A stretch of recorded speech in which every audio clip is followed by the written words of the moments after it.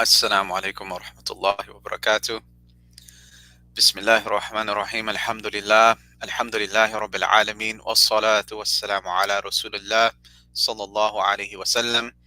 Welcome everyone. My name is Naveed Hussein. I am joined today by our beloved Sheikh Joe Bradford, and we are also expecting our brother Uthman Mughni, our therapist who's been joining us on our monthly lives. Alhamdulillah, we've had a great series so far. I think this is our fourth or fifth live.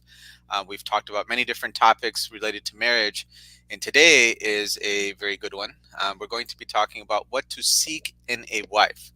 And inshallah, you're going to be hearing from different perspectives, legal, personal, from a therapeutic perspective, and also just based off of experience. And as men here, I think that we're going to have a unique insight or an appropriate insight into what to seek in a wife. So inshallah, with that, Sheikh Joe, any starting thoughts in terms of, how to frame our discussion on how to seek a wife? So I wanted to actually start by reading something. Um, I think it's important since this is a lecture that's directed towards men.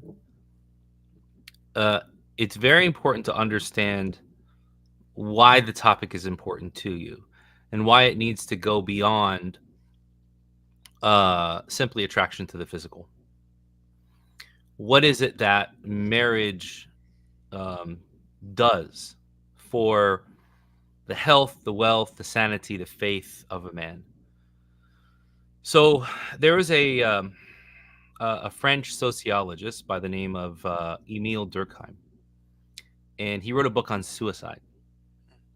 It's called On Suicide, and he concludes that the answers to issues of suicide are not psychological, but they are more sociological. So it's less about the individual psychosis of the person and more about the conditioning and the environment that they find themselves in. So what were some of the conclusions that he came to? For example, he came to the conclusion that Protestants were more likely to kill themselves than Catholics because of the types of lives that they live. Those with more education were more likely to kill themselves than those with less because of the types of lives. The unmarried were more likely to kill themselves than married people were. So the social patterns had some play in what was going on. So obviously, I'm sure we'll got the classic, but correlation is not causation. We understand that. But looking holistically at what he mentions, he says, the social patterns are conclusive that the quality and character of the social ties that people have a significant impact on their lives. How much do we flourish? How much do we flounder based upon the social characteristics? And particularly, he mentions here that there are two patterns that play into this. First is what he termed integration. And he said that men and women that were not sufficiently integrated into the social fabric of their lives or a society, they were not regular recipients of care and concern, then they were more likely to submit to egotistical suicide. Because they thought it was the only way to express their profound loneliness or lack of connection to others. And then secondly is the norms and values that play out in their daily lives. So our norms and our values give direction to our lives, and they give meaning to our lives, and they kind of set the order for what goes on in our life. So men and women who lack clear social norms, clear values, are more likely to succumb to anomic suicide, meaning that Their life lacks a routine and a rhythm, and so they just kind of give up because they don't have a direction or a purpose, mm, right? So why am I mentioning this? I'm mentioning this because the idea is it is he says here, he says, "Man cannot live unless he attaches himself to an object that is greater than himself and outlives him."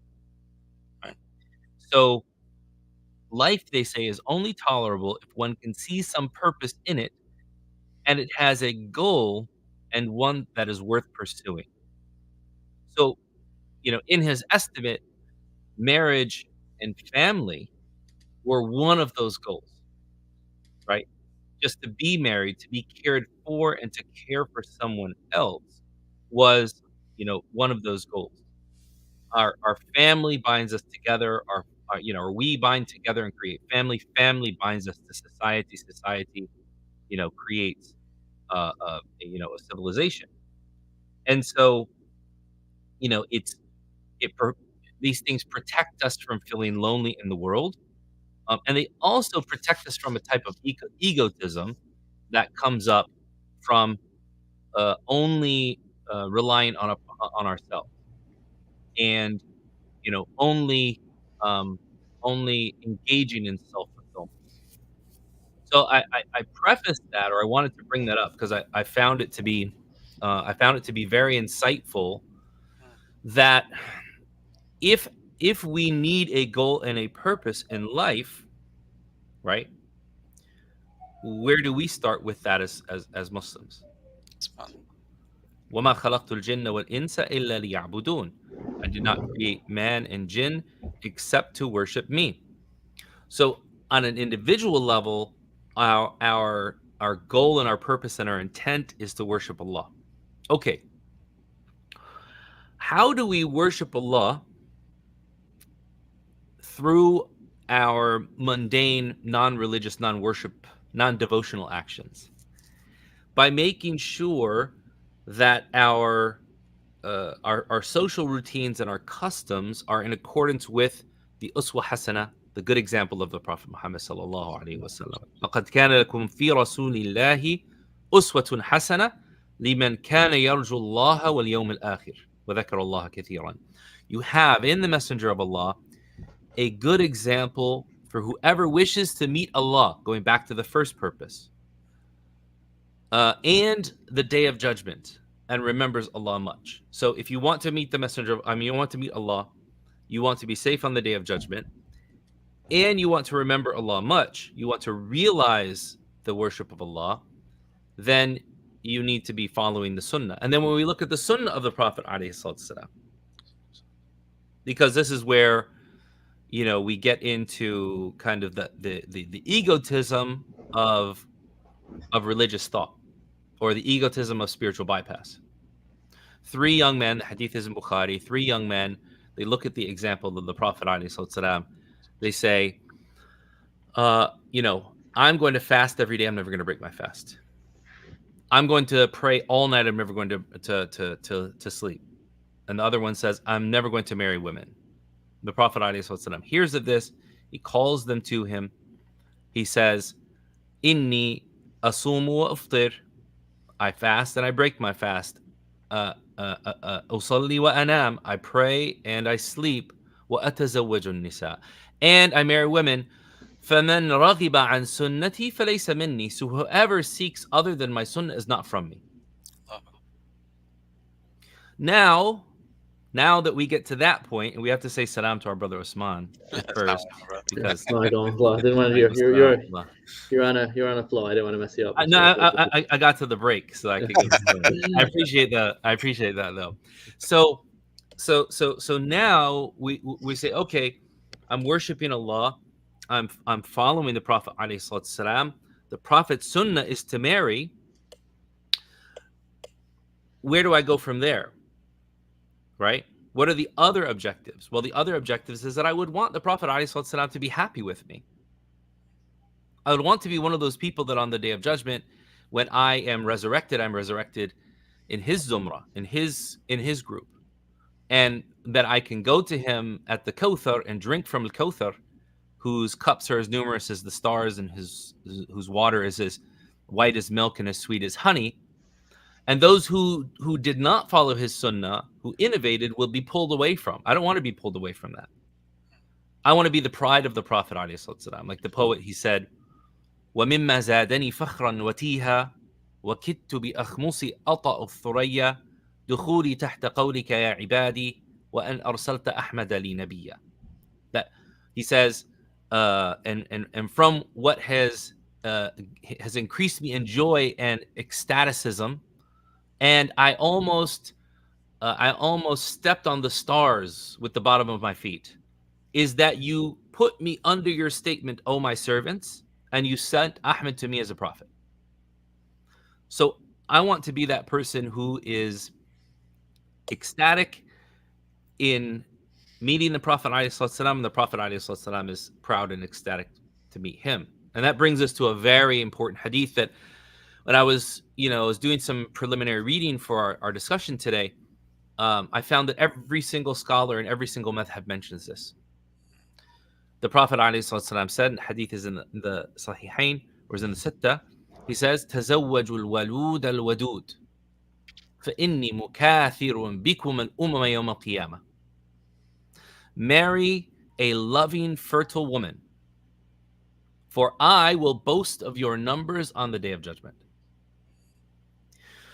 So this ties the idea of a few different things, of marriage, of procreation, of affection, to the idea of the sunnah, and to the idea of the ummah. And so I'll leave it there.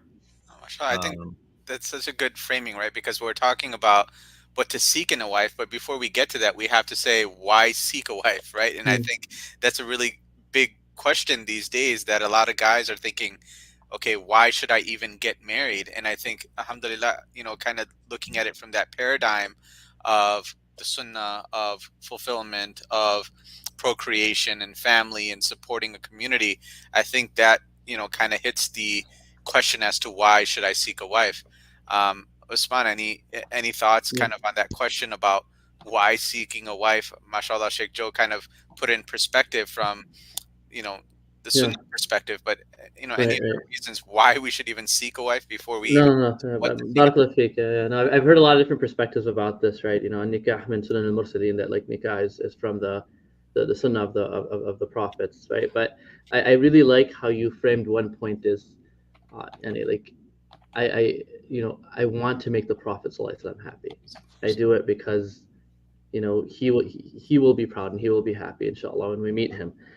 And I think that's a beautiful frame of mind to start off with, because then every step of the way you're going to be thinking, inshallah, about, okay, is this pleasing to Allah and His Rasul? Is this pleasing? And also, and please correct me if I'm a sheikh, that in and of itself, that whole process becomes an ibadah then, right? Yeah. To a certain extent, yeah. Yeah. You think about it, that's النبي أولى بالمؤمنين من أنفسهم وأزواجه أمهاتهم. وفي قراءة أظنها شاذة وهو أبوهم. Right? So the Prophet has more right over the believers, right, than themselves. And his wives are their mothers. And in a anomalous recitation, it says, and he is their father, which sometimes some scholars of those anomalous recitations are just there as tafsir, right? So it's as if to say he has more right over you than yourself, and his wives are your mothers. That means he is like your father, right? So, would we want to make our father proud? Yeah. So we would want to make the Prophet ﷺ proud as well. And I think when we frame our discussions of our identity through the prophetic identity, it becomes more easily for us to not fall into the somewhat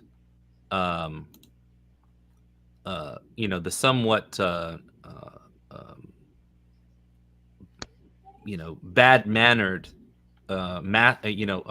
frameworks of masculinity or of manliness that are out there. And then that brings up, for me, that brings up the the idea of like, okay, well, when the scholars are talking about looking for, say, okay, let's take this hadith, marry the fertile, loving woman. Okay, what's implied by that? There's a family history. There's emotional intelligence that's noticeable, Mm. right? That there is a connection, because you're not going to be connected to her directly. So there's going to be family connections that are going to inform you of those things. So it's really not simply about physical attraction, although physical attraction is important. The Allah subhanahu wa ta'ala says, فَانْكِحُوا مَا طَابَ لَكُم مِّنَ النِّسَاءِ مَثْنَى وَثُلَاثَ وَرُبَاعَ فَإِن لَّمْ تَعْدِلُوا فَوَاحِدَةٌ أَوْ مَا مَلَكَتْ أَيْمَانُكُمْ. Marry women that are attracted to you, or marry women that you are attracted to, right? Marry women who are comely to you, who are attractive to you, right? 2 or 3 or 4, and if you cannot do justice, then 1, right? And so because of this, at least in the Hanbali madhab, right, and this is explicit from an Imam Ahmed, that he says the very first thing that a man does when he goes to ask about marriage is he asks about the beauty of the woman. Not because it's the only thing in marriage, but because Allah subhanahu wa ta'ala began with it, and because if you don't like how she looks and you reject her, you haven't rejected her for a good quality. But if you come and you say, no, tell me, I don't care about any of that, tell me about her deen. And they say, inshallah, she stands all night in prayer, she's memorized all 10 qira'at, she'd probably, more qualified than you to lead prayer, and and she does this and she does that, and then you see her and you're like there's no attraction. And that's normal, right? I sometimes find in Islamic cultures that the idea of attraction from men to women and women to men is like, doesn't matter, just get married. Right. Marry You're being. whatever, I right? don't know if you've heard. Sorry to interrupt, Sheikh, but because I hear this a lot, especially with well-intended young men who are more practicing. Am I being shallow if I am looking for beauty, right? Um, I mean, you wouldn't want to be on the other end of that, right? That somebody just marries you because you have good ada, but they're not physically attracted to you. There is an aspect of protecting against zina. Let's be real, right? Yeah, And, absolutely. I I mean, mean, Ibn Jawzi actually expressly mentions this, that if you are infatuated with a prospective spouse and you have the ability to marry them, then you should, mm, because you're going to be more satisfied. right. And if you can't, then you need to know your type, right? So if they're telling you, hey, marry the blonde girl, and you're like, I'm not attracted to blondes, I'm attracted to brunettes, or to women with with black hair or auburn hair or whatever. You're not shallow for saying, I want to marry a woman that I'm attracted to, so that I'm not looking anywhere else. Mm, And that's something that you know that applies universally. But here in this lecture we're specifically talking about men. Men should not feel bad for wanting to be attracted to the woman that they marry, mm, and for searching for that. Now I think you guys have probably seen this, where sometimes people go a little bit too much, like it's like it's just way overboard, right. of well, this type of hair and this type of body shape and this type of eyes and this type of teeth, and did she wear braces or not as a child? There's certain things like you can't control for, right? Right. You have to have a certain percentage. I think Mm, it's very important for people to not be like 100% or nothing. But if you can really get like 70 to 80% and the rest is tolerable, you're in you've got it good, right? mm. um I've seen more the former than the latter. Just out of curiosity, like I'm sure a lot of people come to you for advice as well. How often do you see the person who's looking for the absolute 10 out of 10 gorgeous spouse versus the ones who I feel, again, that like maybe society's telling me I'm being too shallow and I don't know if I should only look for, or am I wrong in just looking for beauty? um I actually don't find I mean, I find men who have been told that they're being shallow and who are Mm-mm. wondering, am I really Mm. being shallow for wanting to be married to somebody that I find beautiful? Right. But I find that actually most men, their their complaint is actually not finding a woman that meets their values. That's Mm. what I've seen too. Mm-mm. I've kind of seen the same thing, that no, they're not necessarily looking for the dot, drop 10 necessarily, but like Sheikh Joe said, it's like the values don't align, or they care about their career too much, or it Yeah. seems like they care about their career too much, or it doesn't seem like they really want to be in motherly type. So that's kind of what I see too. It's more of the values and kind of the future vision of what a family looks like that most guys are not jiving with. Yeah, Yeah, and I think I'm I'm sorry that sorry, go ahead. I'm sorry. Like and so I think that along with starting off with looking at what is your intention for getting married, and like what it's marriage is placed in Islam, what's your value system, right? Because I tell people to look for compatibility. That's this idea that opposites attract. I don't know where it came from. There's no scientific backing to that whatsoever. I don't know where people got that from, right? Look for, it doesn't have to be similar. People conflate similar interests to similar, like, morality. No, those are two different things. Like, you guys can like different things, but as long as you're aligned on similar moral compass, similar objectives in life, similar temperament, honestly. Uh, Yeah, that's when you're going to be able to navigate through everything else, right?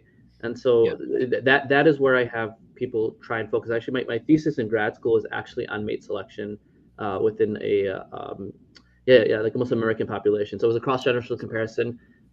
This was written before all these apps came out. I'm sure it would be very different now, but alhamdulillah. But the principle still stands. Like, I actually tell people, like, on that, because a lot of people complain about, oh man, it's so difficult now. It's a fitna, these apps, this and that. No, if you have your principles right and you know what you're looking for, and I don't know how you guys feel about this, but my stance is, look, Allah chooses your family for you, right? Of course, Allah chooses your spouse for you, but it's an effort that you have to make. You didn't have a choice into who your parents are, your siblings are, and so on, right? So why not be picky?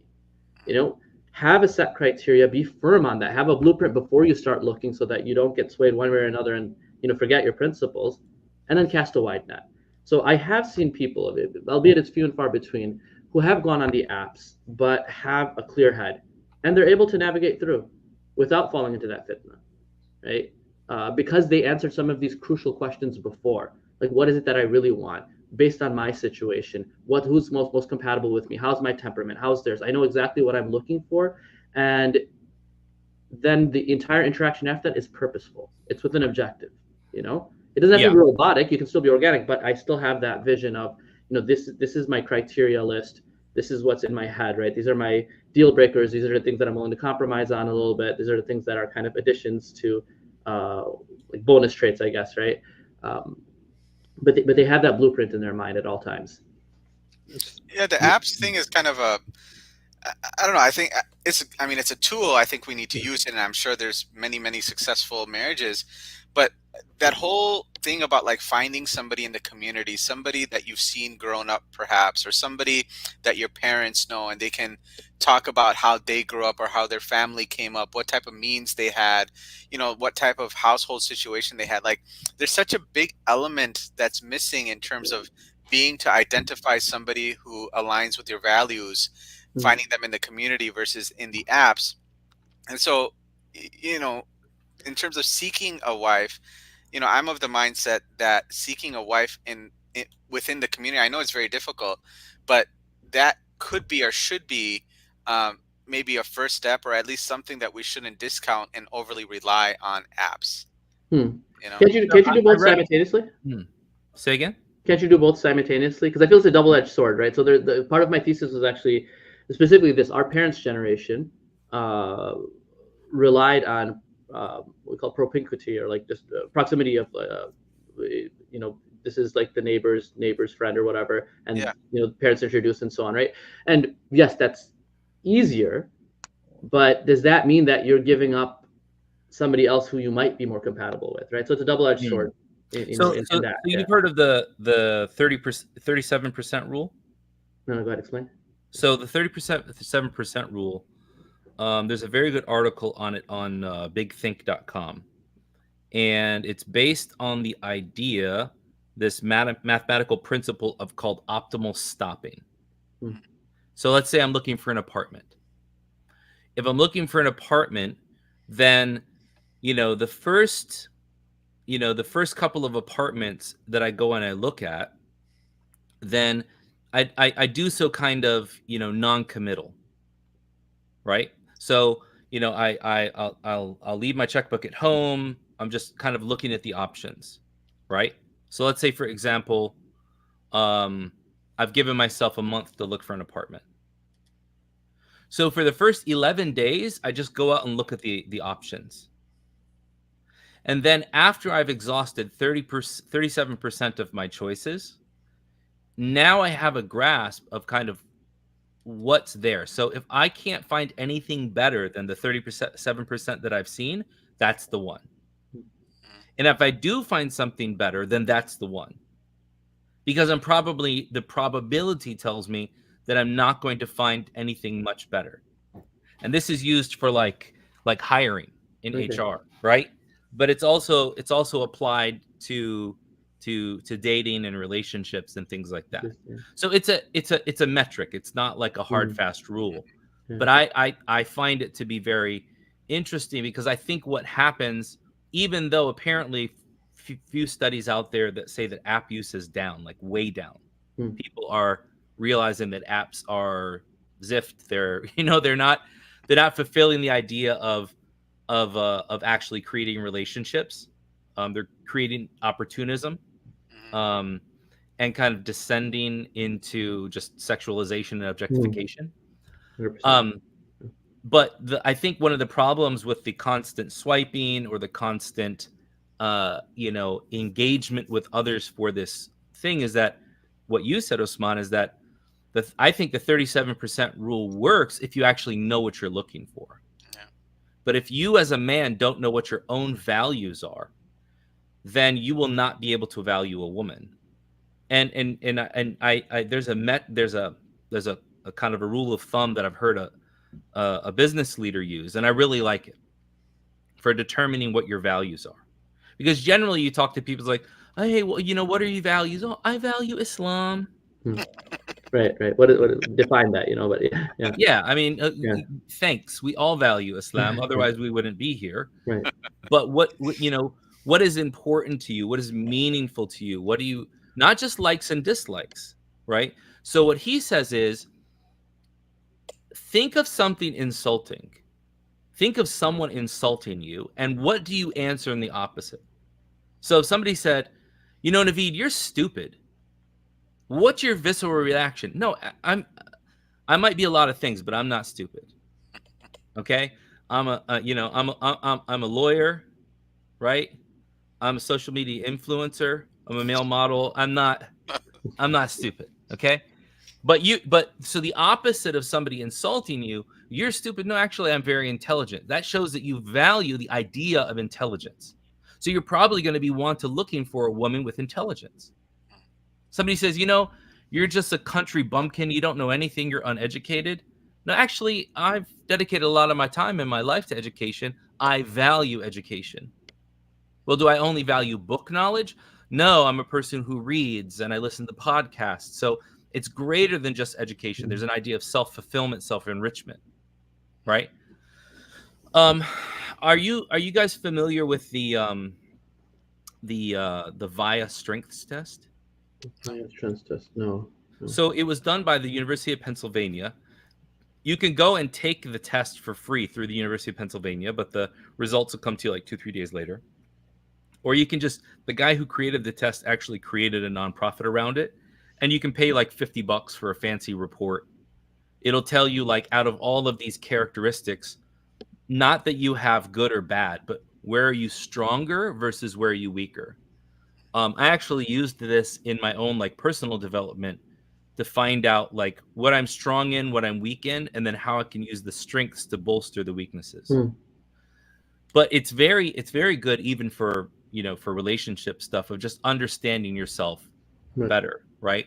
So when we go back to when we go back to like, what to look in, what to look for in a woman, I think a big question is, what do we look for in ourselves first? And the opposites attract thing, unfortunately, is like a trope Mm, that lots of people talk about. I would love to hear what you think. I think a lot of it has to do with their kind of, not to get into like the overuse of trauma in conversations these mm, days, but I do think that some people are kind of trauma bonded to certain expectations mhm, from maybe their youth or their family. And so they think that, well, if I can just find somebody subconsciously, if I find somebody like that and I fix them, I fixed myself. right. Um, but if you know yourself, then I think it's easier to say, like if I say, oh, the Prophet ﷺ said, "Tazawwaj al-walud al-wadud," marry the woman who is fertile and loving. Well, it's not going to matter if she's fertile if I'm a lazy bum and I don't work out and I can't, I have low testosterone because I'm Mm, I'm sitting indoors all day and not getting sunlight and not, being active. So I have to be active in order for, to be able to, to get somebody like that. I have to be loving if I'm going to expect somebody to be loving as well. I need to be compassionate and empathetic if I want somebody who's compassionate and empathetic. So I think a lot of it goes with, what do we realize about ourselves? And then when we're in that relationship, how does the masculine realize his compassion in a marriage?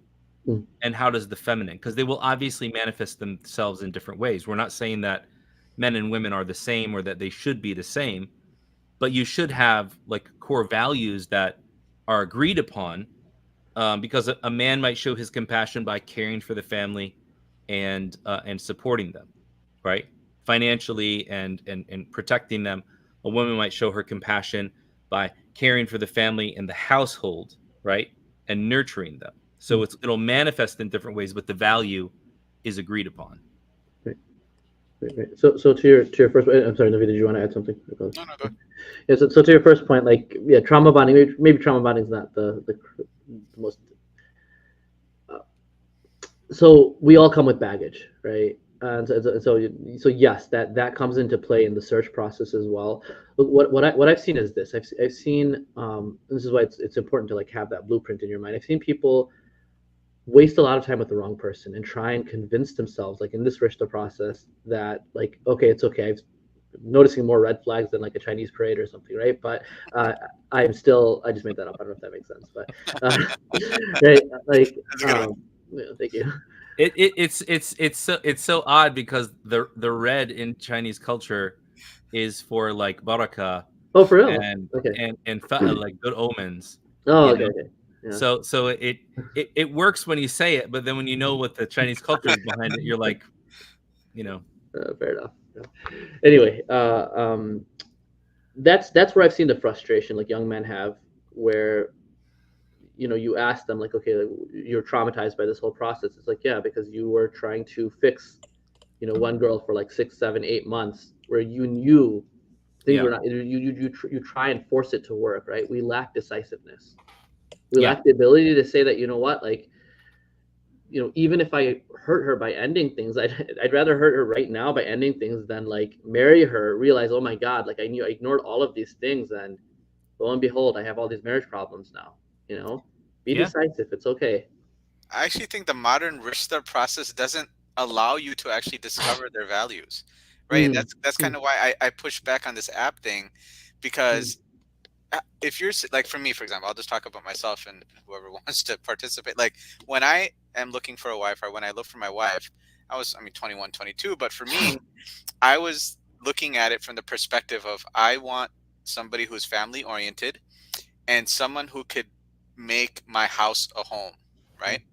And subhanallah, like we went to Dallas the other day, and we were staying in a hotel, but like somehow my wife was able to make the hotel feel like home. You know what I mean? Like that, it was kind of what I was looking for, but there was no way that I would be able to identify if I quote unquote dated her, mm, right? That came because of her family and like how she operated within her family, that type of thing. So I think like what we're concentrating on in the rishta process only shows you how much money you make, how good looking you are, all the superficial things that don't really matter in the underlying marriage. Yeah, yeah. Yeah. There's interesting research that like even some of the most like liberal secular people struggle with. Cohabitating before marriage actually increases the chance of divorce. SubhanAllah. Kind of weird, right? Because you'd imagine, wait a minute, I already know like all their flaws, this, that. I've lived with the person, but for some reason or another, it increases the chance of divorce. Like from an Islamic paradigm, we can say obviously because you're taking the barakah completely away, but yeah, like even in grad school, even some of my most like liberal left-leaning professors, were like, yeah, but we can't discount the research. This is what it says. It just high rates of divorce if you cohabitate before marriage. I do think that even within like the way that the rishta process works right now, there are certain questions that you can ask to at least try and parse out, like the person's personality, certain things that you can observe, so on, right? This is a psychological trick. I don't know, for lack of a better word. So there's you guys have heard of attachment theory, right? Yeah. Like, yeah, secure attached and insecure and anxious attached and so on. So the clinical way of actually assessing one's attachment is through something known as the AAI, or the Adult Attachment Interview. It's a whole series of questions, right? Now, if I want to figure out, if somebody's close to, if I'm family oriented, I am very family oriented, so I want somebody who knows how to have a healthy relationship with her family as well, right? So if you're talking to a girl who has no issues going off on her parents, right? And like for whatever, even if it's justified, but like dropping the F-bomb, and she's not going to respect you. If she can't overcome it from her parents, it's not right. So, well, what happens in a situation if I ask somebody and they're like, no, actually, I have amazing adab and I love my family, right? How do I sparse that out? I'm not going to go and like sit and observe their family. You know what I'm saying? So, the AAI, one of the questions is you ask the person, like, okay, cool, like it seems like you have a good relationship with your mom or your dad, right? Give me an adjective that you would describe that describes the relationship, not them, but the relationship, right? So warm, loving, whatever it might be, right? And so they give that adjective, and then you ask them, oh, okay, cool, like, can you give me an example maybe of where like you guys are warm or loving or whatever it might be. Now, it's difficult to come up with a live example, like an example in real time that matches that adjective. And for some people, I actually had it's interesting. Like there was one of my clients a long time ago. She went through a lot of trauma, and her response to this was, "I have a very loving relationship with my mom." And I said, "Oh wow, can you give me an example?" And she said, "Yeah, when I was 10 years old, she made me cook rice, and then she beat me because I burnt it." Like she looked me straight in the face without blinking and said that, because there's a complete disconnect, right? So it's not foolproof, but it's difficult for somebody to like make up on the spot a specific example that matches that adjective. So there are some ways that you can sparse through. Like it's not perfect, right? But in the rest of the process, this is one way that I've seen success in. Like, what do you do with your premarital counseling to kind of figure out if these people align? So in premarital counseling, that's great. Premarital counseling, I actually use it's a form of therapy known as PETC, or Pragmatic Experiential Therapy for Couples. Dr. Brent Atkinson, you should look it up. He's actually out in where is he, in Elgin or something right now. Anyway, amazing, like world-renowned couples therapist right now. And so he talks about this idea of core differences. He talks about this idea that behind most arguments, there is a misalignment in the way that our nervous systems are wired. So for some of us are extroverted, some of us are introverted. You bring two people together who are different in that regards, those differences exacerbate themselves, right? Some people are problem solving first, some people are understanding first, right? This is how we deal with challenging situations, hurt feelings, so on, right? And some people are live for the moment, some people are invest in the future, right? And so there's 5 different core differences that research has found are at the core of a lot of these smaller fights. I don't want to say like the major like obvious ones like infidelity and drug use and all of that, but the other small like bickering that most of us go through, right? And so in my premarital counseling, I have people go through that and understand how they're wired. And then that's how I kind of measure compatibility. Outside of like the, if I'm working with a Muslim couple, I, really having them hammer and define like, okay, what does it mean to be religious? Like you're right, like it is a, to use the youngsters' language, it's a pretty basic answer, right? Like, just that I want somebody who's religious. Okay, what does that mean to you, dude? Yeah. Right? Right? It's like religious for one person is going to Jumu'ah and then like, wearing a convertible hijab, right? That's your assumption is that like they should know what you mean by religious, right? And your assumption is also that they were always religious, right? Right. So, yeah. It's interesting that the idea of kind of like the process versus, if you don't go through some kind of premarital counseling, like how are you supposed to suss out, what this person's about? And I think that a lot of it is indicated. We touched on earlier the idea of attraction, right? Mm-hmm. So that will definitely be a motivation both for men and women, right? And that's pretty binary, right? For the most part, right? So I'm sorry. That's pretty binary. Like either you are or you aren't. Like I don't think it's difficult for people to. Yeah. But I just find way too many people who are just like, oh, it doesn't matter at all, and you'll have people that'll say like, yeah, I'm just not, like, my family pushed me into marrying this person and I'm just not into them. And I've seen girls like self-esteem get shattered like that. It's a horrible thing to do to somebody. Yeah, absolutely.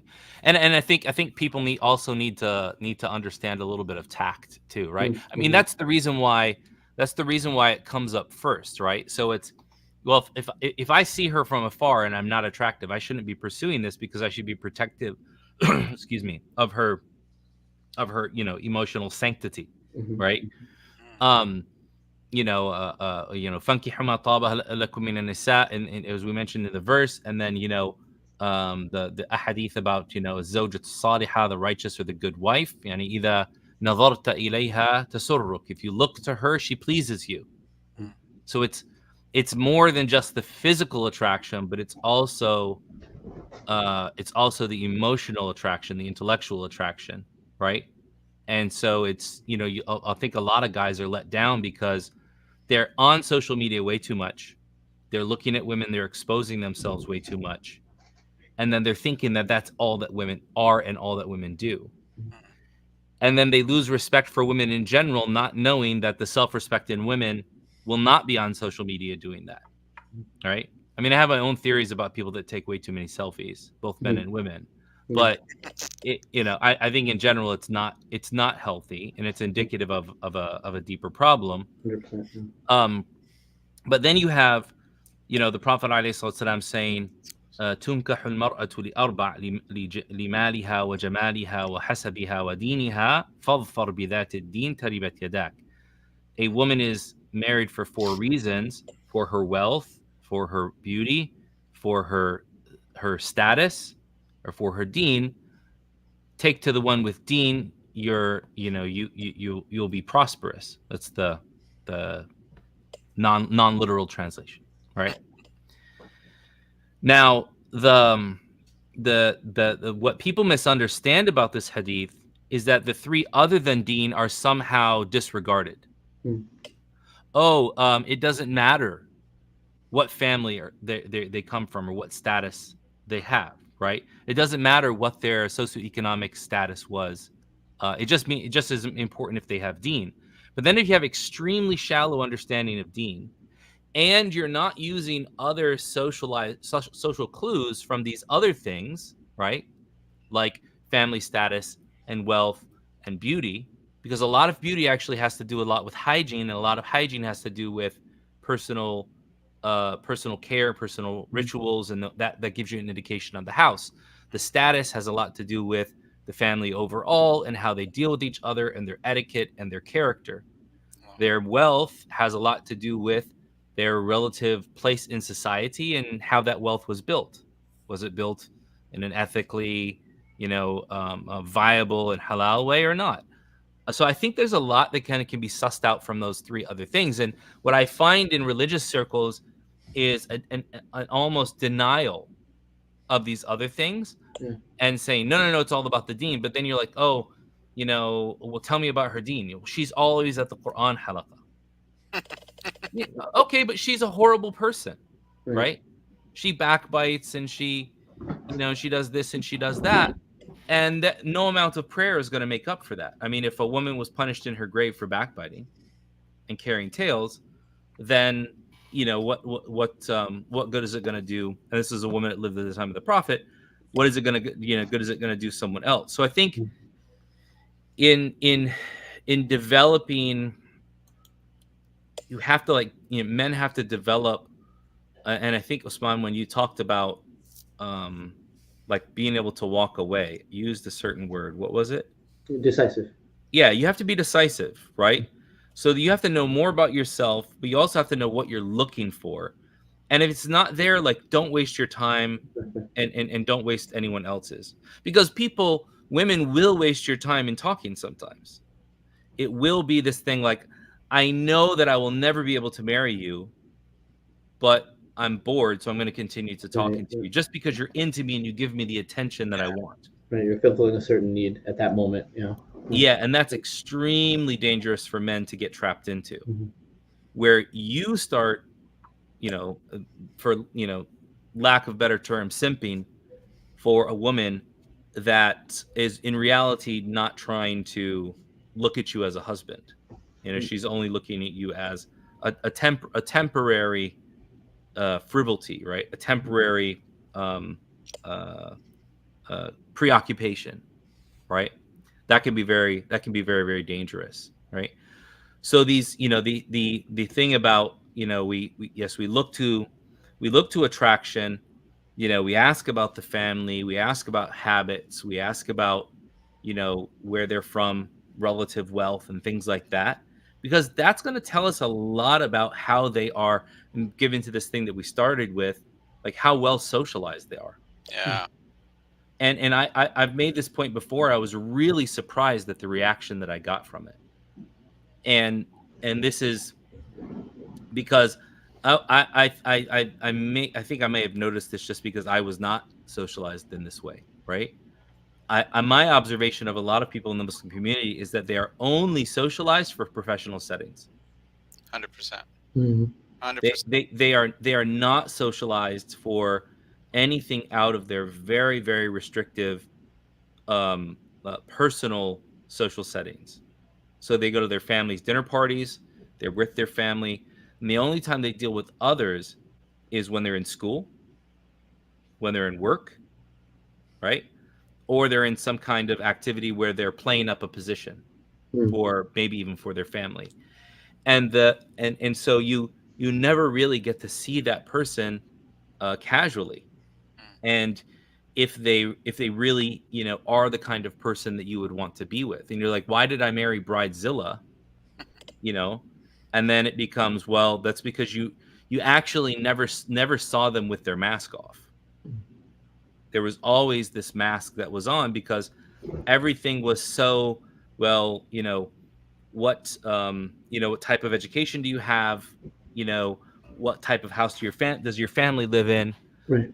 And not how does your family live in the house? Exactly. No, very, very well said. It looks good on paper. I tell guys a lot, a huge indication of the kind of woman that you would want to marry is her relationship with her father. Yeah. And if you find that it's a bad relationship, it's probably going to be a bad relationship with you. Right. And if it's a terse or a tense relationship because of her relationship with her mother, she's going to model the same type of behavior in dealing with you. Right. So the asking about relationship with parents, I really like what you mentioned earlier. The adjectives thing, I think is extremely important for learning how to actualize these broad characteristics that were put in the hadith. Totally, yeah, and that's I'm sure that's not to say for people listening out there that you're responsible for not everybody's going to have the perfect relationship with their parents, right? We can't control what our parents do. However, it's very telling. Let's suppose that you have, if a girl says, "Oh, my parents," hopefully she doesn't say that in the rishta process, but feels that my parents marriage have process, for those who don't know, narcissistic tendencies or whatever it might be, or maybe the father is really unfair, right? Yeah. then gauge how patient she is through that, right? Right. How she sets healthy boundaries without losing her adab, Yeah. because that's a huge green flag, right? Because that means that when you guys are in disagreement, there's a certain line that she would never cross as far as adab, and she would be able to speak her mind, but she'd be able to do it in a manner that is pleasing to Allah, Yeah. because she's done that in maybe multiple times with her family, where she knows how to healthily go through disagreements. Yeah. Yeah. Yeah. And I think that's very, very important, right? Of what you mentioned about how she would, yeah, you can't choose your family, right? But you can choose how you react to them. Yeah, exactly. And Exactly. so if the initial reaction is, well, I have to listen to them, not you, or I have to give priority to them, not you, you're probably going to end up never being a priority in a relationship, and you'll feel resentful and used. Right. Absolutely. Absolutely. Yeah. I've also seen this is both for guys and girls, right? Like self-esteem plays a huge part in this. We're talking about have principles and like if you have a very distorted view of yourself, right? You don't think highly of yourself. You don't see the good qualities about yourself. Then you're going to lower your standards to a point that's really detrimental. I've seen it over and over again, where it's like, oh well, I'm awkward, or I don't have much to offer, and so therefore I'm going to settle. And you know, But do you think the problem that we're seeing in the kind of the marriage market right now is that guys are being too picky, not being picky enough, not looking at the right things, you know, discounting quote unquote career women? Like, I guess, how can we shift kind of the mentality of a guy in the market right now? I'm going to stick with my first statement. I think that like at least in my practice, what I've seen, the biggest thing again is wasting your time with the wrong person. Mm. That's what I've seen the most of, Mm. right? Like however that looks, whether that's being dragged along by the girl, right? Or you take whatever it is, like it's you see red flags, you still choose to continue. That's where I see a lot of the problem, right? Yeah, learning to read the room. Yeah. And I think one of the biggest problems as well is not only is there a lack of decisiveness with engaging, is that there's also an idea of commitment where there really is none. Hmm. Meaning that I'm committed to the idea of this person, or she's even committed to the idea of you, but there's actually nothing formal. Hmm. And so people end up with, and men specifically end up with a lot of letdowns because they think that they had been forward enough or they had been explicit enough, and in reality they never said anything. They were creating a narrative in their mind, and they were too afraid to say anything. And Right. so you have to be decisive about not only of if I've engaged with somebody, to talk, that I can say, hey, this is not what I'm looking for. I wish you the best. We will go our separate ways. But also of being decisive enough to say, I'm willing to get let down by them rejecting me by saying, hey, I am interested in you. I would, want to explore if that's something that you're interested in me as well. And Yeah. then we can, if you are, then you can tell me how we take those next steps. I'll tell you how I would take those next steps. Yeah. I Yeah. think a lot of guys as well are not explicitly saying that, right? Um, because of fear of rejection. Exactly. I read a quote once that in this whole process, like we're in competition to see who we can care the least. Who's gonna fold first? You know what I'm saying? Like, so yeah, I'm not really into like I have the upper hand if I'm not really into her. It's Right. childish. That works in eighth grade maybe. I don't know. It's like yeah. Yeah, I've heard of a story recently where I guess some guy and girl were going through a rishta process, and the guy showed up to somewhere and like gave her flowers or made Mm, some like, gesture, and you know, she was turned off by that, by the the expression, and she felt that it should have been more hard to get, and because it wasn't hard to get, that discounted her looking into this guy. right? So I guess they had already met. The parents were already on board. And as a thing to kind of say, okay, moving forward, he made this gesture, but she actually was turned off by that. I thought that was really interesting. Yeah, to your point of who can care less, and it's almost like she wanted to be shown that he didn't Right. care. Yeah. Well, I think one thing that men need to realize as well is that you'll have plenty time to romance her after there's commitment. But in a day and age where women can get so much attention from so many different outlets, their friends gassing them up online, likes, multiple men pursuing them, that you know the only way that you're going to not be lost in a crowd is by actually being serious and setting standards for yourself first. Yeah, absolutely. Be clear on your intention. Inshallah, you'll find somebody who's clear on theirs and honest about the process, right? Absolutely. I mean, I'll share something personal. I was once challenged. They said, hey, if you see someone that you're interested in, even if they have a trait that you don't like, you need to kind of like get over that and just put it out there. Just see if you can get yourself kind of like that thing of like, oh, if you go to a restaurant, just like, to get over your fear of engagement, ask for a 10% discount and see what they give you. Right.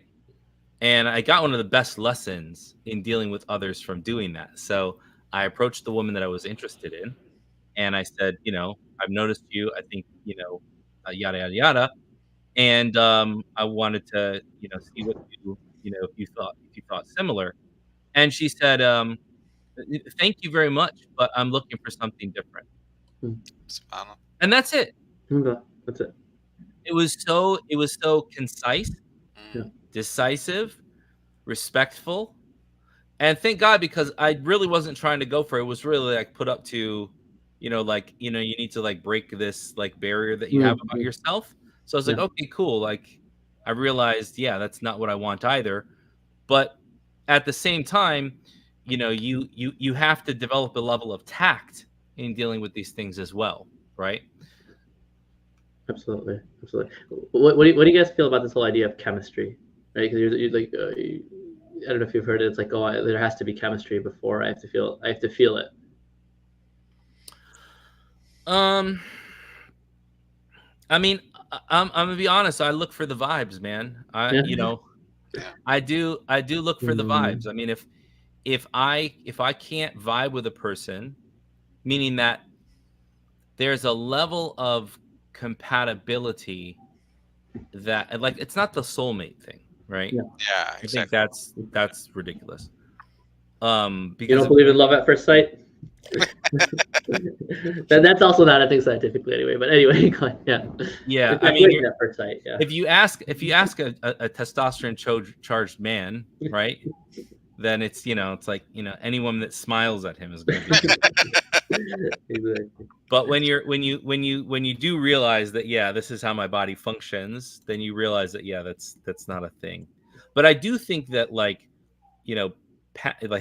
passing the vibe check is an important thing, meaning that if I make a joke, right, if I make a quip and I consider it to be offhanded, innocent, not a big deal, and they either get offended or they can't understand it, to me that's a big issue of compatibility. Yeah. Right? So it's less about like oh yeah, we were like we felt the vibes, the emotional charge. We didn't say a single word, not like that. But like when you're speaking with them, you do get a sense of what are those, are they the mirror neurons, right? Yes. So you do get a sense of somebody who is connected with you, and there's some basis in that Islamically, right? The Prophet ﷺ said, "Al-arwahu kal-junud al-mujannada, فما تآلفت فما تعارفت تآلفت وما تناكرت اختلفت." That the souls are like battalion soldiers. So those that knew each other, meaning in the primordial state when our souls were first created, then they find solace with each other. And those that did not know each other, they find difference with each other. So you ever meet somebody and you're just like, man, I just do not like this person. Yeah. Like even just amongst men, like, Right. okay, he can be my brother, but he will not be my friend. Yeah. Right. And I think as well for men, you've got to learn how to control the sexual attraction level, right? And realize that that's not. I tell people, if your relationship is 90% sex and 10% everything else, it's a bad relationship. Right. If it's 10% sex and 90% everything else, then when the sex goes, you're still going to have a lot to, in your old age, you're still going to be around. I think a lot of the divorce and the relationship problems is, and I use sex as kind of an avatar for the materialistic considerations, right? That you're when you're too focused on those issues of self-fulfillment from the other person and not sharing of values, it becomes hard to really gauge if you are vibing with them or not. Right. Yeah. I think how you're defining vibing, to me, it sounds more like you're looking for intellectual compatibility, or like almost like an intellectual intimacy there. For me, absolutely. Yeah. But I'm there's also glad the I got a other. free session out of this. It's one of my like unspoken criteria was that they have to get like 90s references and stuff, and so yeah, that makes a lot of sense. What about like guys looking? Do you think that we kind of hear about this term career woman very often, and is that an automatic no for guys? Like how do we in this day when everyone's really working, how do we take that on the plate, and how do we kind of weigh whether they're career oriented or highly educated, or looking at kind of the stats where women are much higher, getting more educated than men? How do we balance that, or how should we approach that? Right. So, is there an assumption of like a career woman is going to have XYZ qualities, or are we able to parse that out? Yeah, I guess the assumption, from the frame that I'm asking, is that career woman means she's not going to care about me and she's not going to care about the kids. Okay. Right. Yeah, I mean, I think that's a generalization in the sense of like somebody who has rahma will know how to balance that, right?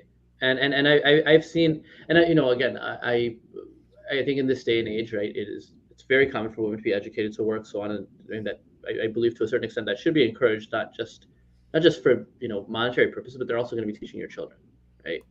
So I do think that's important. But I have seen even with non-Muslims, right, like where they will have this, and this is not always the case, right? But I spoke to somebody who was making a seven-figure salary in the yes, and she was like, I'm not going to, like, she got pregnant and she's like, yeah, I'm not going to give my career this, that for, like, why can't he give up his career? I make more than him, blah, blah, all of that, right?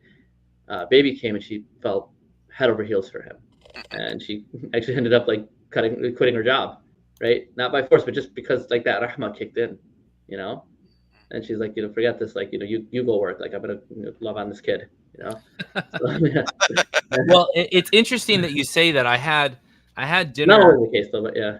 Go ahead. I mean, I had dinner with a friend and his wife and mother-in-law, and it was like a family thing. It's family that I'm very close to, right?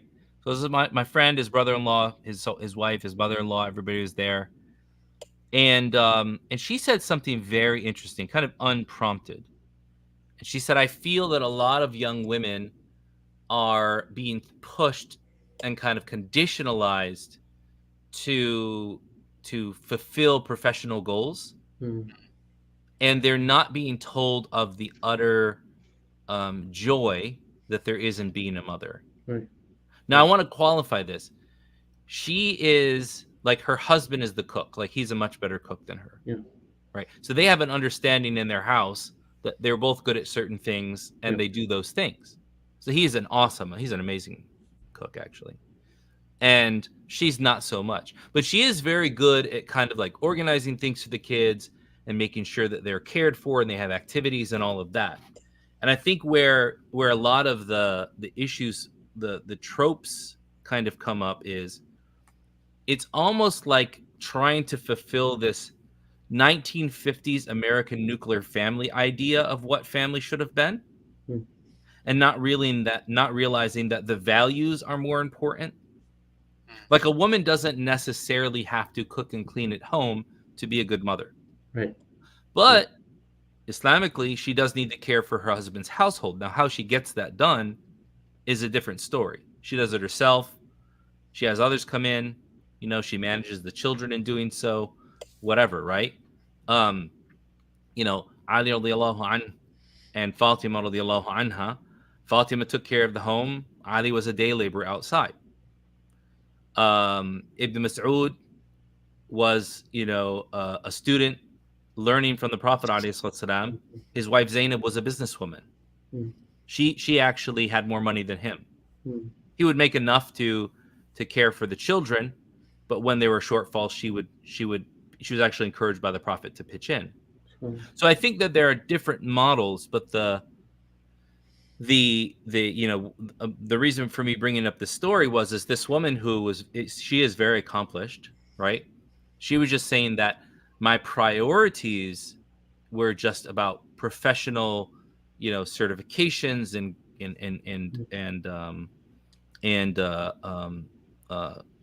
what's the word I'm looking for? Not certifications, you know, degrees, you know, degrees and accolades and all of this.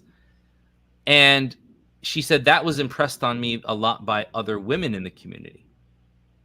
And it's almost as if that was being impressed on me, but they were also still kind of hiding the amazing feeling that they would get from being a mother, because they were playing up to societal expectations of what it meant to be successful. Right. And she said her husband actually broke her out of that by just being like, he's just like so he's just like a easygoing guy. It's like, what do you want in life? I just want to be happy. You know, I want to be happy. I want to, you know, play sports sometimes, spend time with my wife and kid. Yeah. And so I think that what happens is that it's going back to Naveed, what you had mentioned about, like, you know, the professional woman. I wonder, Usman, how can that be seen? Because I've seen it go both ways. I've seen men, it's like, oh, she has such great potential to be a mother, but she really doesn't want to be. Right. And then in other instances, she's talking up an ideal that she doesn't really believe in because that's what society is expecting. Right. You know, I had a family member tell me that, yeah, I think a lot of the feminism discourse amongst young Muslim women is like a shield, right? So they can get creeps away from themselves by saying the feminist stuff.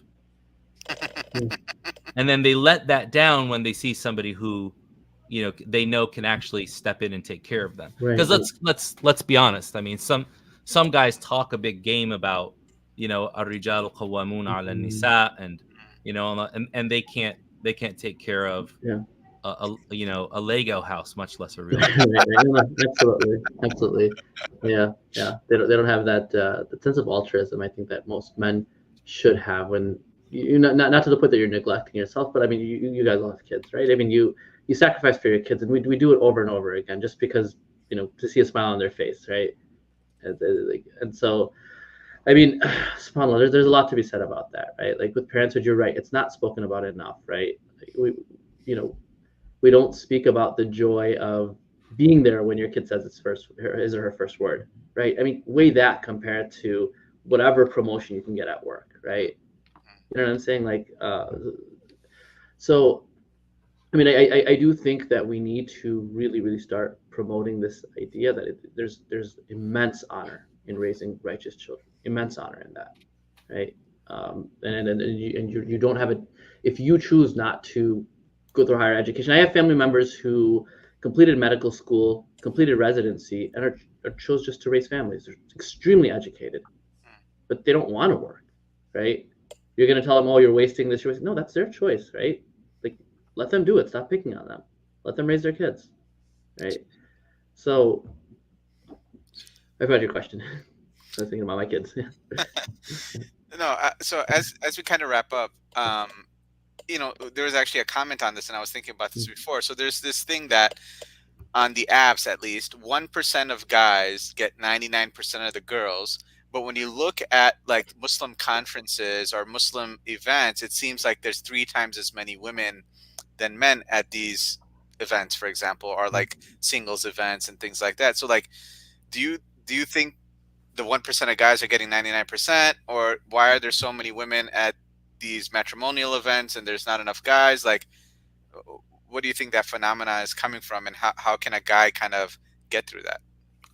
I'm gonna say I could say something very incendiary and rude, but then Allah guided me in the moment to just quote an ayah. Allah Akbar. الطيبات للطيبين والطيبون للطيبات, right? والخبيثات للخبيثين والخبيثون للخبيثات. Wholesome men are for wholesome women, and wholesome women are for wholesome men. And filthy men are for filthy women, and filthy women are for filthy women. This statistic of 1% of the guys is getting 99% of the girls. Sure, if you're clubbing, if you're watching trash like Fresh and Fit, where they're literally paying women who already take money to show their bodies online and having them sit for a podcast and then berating them for more money, right? If you're in social media and real life social situations where everything is predicated on exploitation, then yes, the more exploitative a person is, the more exploited people they're going to have under their belt.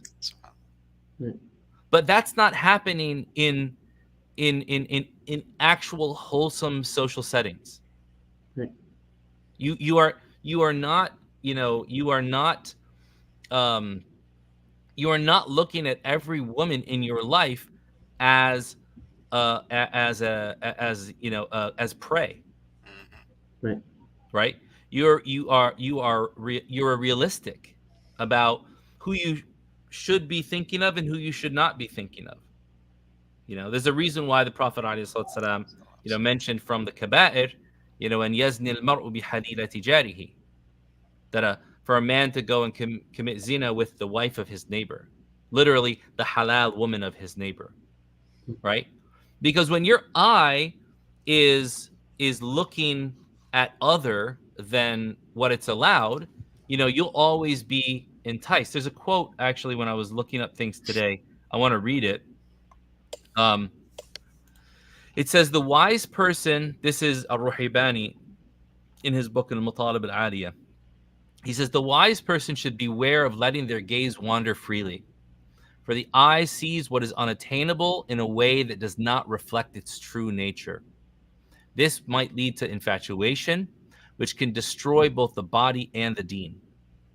Any man afflicted with such a thing should contemplate the flaws of women, meaning that if a person finds himself way too sexually attached and enticed, then he should start thinking that the fact that women get infections and that they menstruate and other things like that. Just stating it plainly, because some might think that we're talking about saying that women are flawed.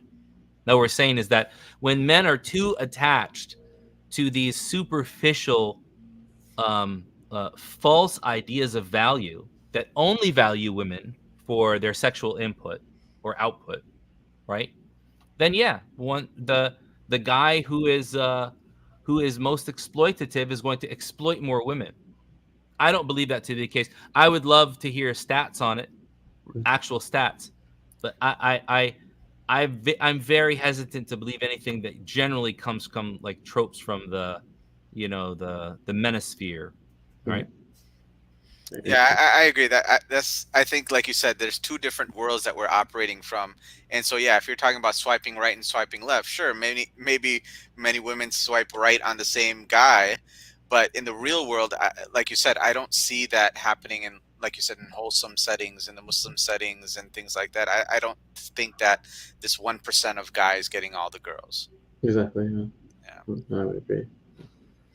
And I think men as well discount themselves a lot, right? Mm.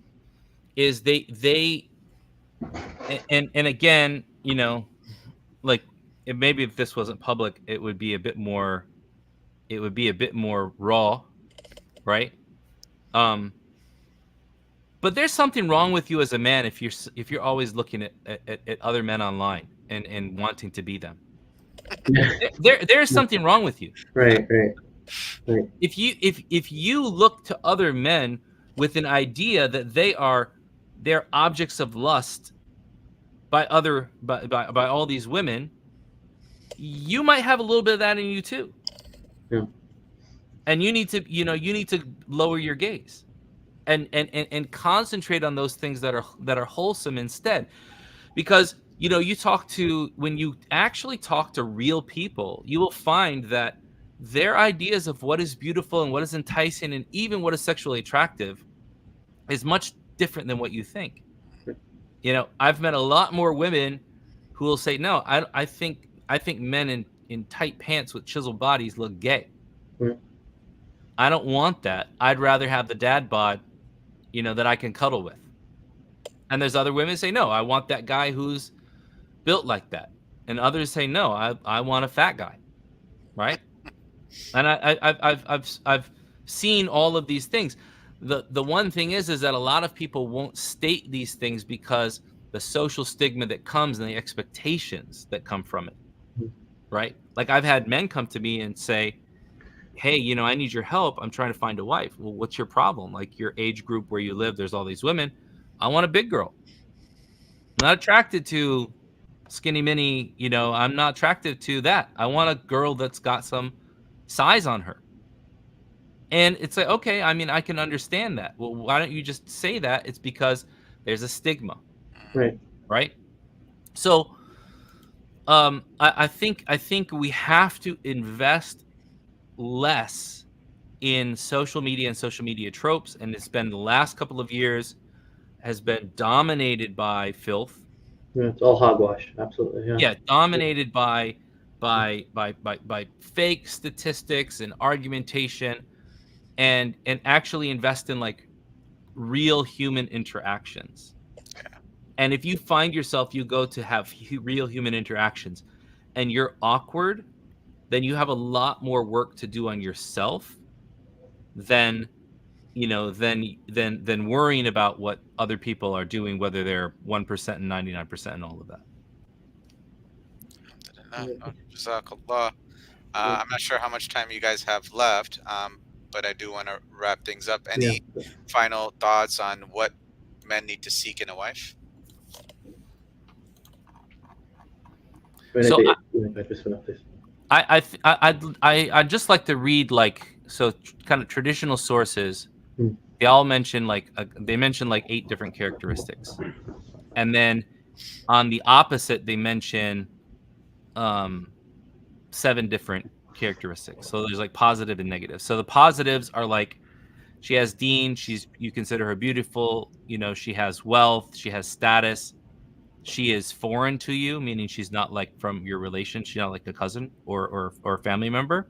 They prefer that so that there's not an effect on the children. She should be a virgin. She should be from a family that has good health and fertility, and that she should be a person of intellect and discernment. Right? I think that's one in and of itself, because there was a lot of stuff online about people talking about wanting women that weren't educated and all that kind of stuff. And it's like, bro, you might win the battle. You're gonna win the battle. You're gonna lose the war, because when she's when you have kids, if you have a woman that has no education whatsoever, what are you gonna do? Right. Exactly. Who's gonna teach your children? And then on the opposite side, it's a woman has attachment out, to say, too attached to her children. She reminds her husband of all she does for him. She complains frequently. She's materialistic. She She spends most of her time obsessed with herself, so there's narcissism. She is over talkative, or pretends to be ill when she's not.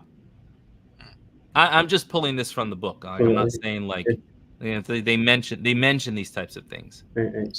And I think probably if we drill down onto that and some of the marginalia on those things, I think what we would find is that we're trying to these early scholars are essentially trying to like identify character issues that would be what we would call green flags and red flags, and not necessarily that this is the definitive list. Right. Osman, any parting words? No, Barakallahu I think you summed it up really well. No, those points are really awesome and really, like you said, definitely summarize what we should look for in a wife. Alhamdulillah. No, jazakumullahu khairan to both of you and to everybody listening. We hope you're enjoying this monthly series that we're trying to put together about different areas related to marriage, finding a spouse, living happily with a spouse. And if you have any suggestions on any topics, feel free to message us on our Instagram page, or you can email us, inshallah, and we'd be more than happy to. I'm sure in the next few months we'll have an open Q&A. But if there's any other topics, let us know. Keep us in your du'as. Check out the Nikah Masterclass. We do have seminars coming up. We do have a 8-hour class that we invite you to take if you are thinking about getting married, if you're engaged to be married. It talks about compatibility. It talks about the legal and Islamic aspects of marriage and divorce. So something that we believe that everybody should really learn and really look into. And of course, mashallah, we have our brother Usman Mughni. If you're looking for premarital counseling, I'm sure he can offer those types of services. And you can check him out at peacefullyu.org. Jazakallah. Yeah. Nice to see you. All right. Barakallahu feek, everyone. Thank you, Naveed and Osman. Always a pleasure. Assalamu alaikum wa rahmatullah. Wa rahmatullahi wa barakatuh.